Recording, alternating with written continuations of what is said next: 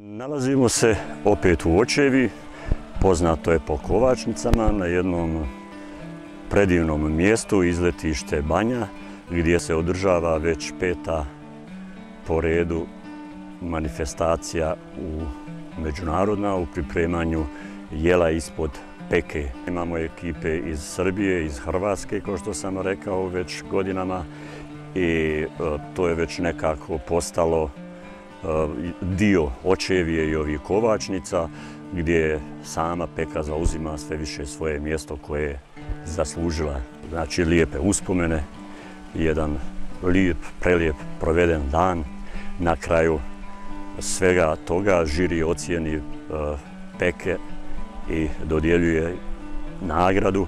Naravno, nagrade su opet iz naših kovačnica, peke i ono ostalo što oni proizvode.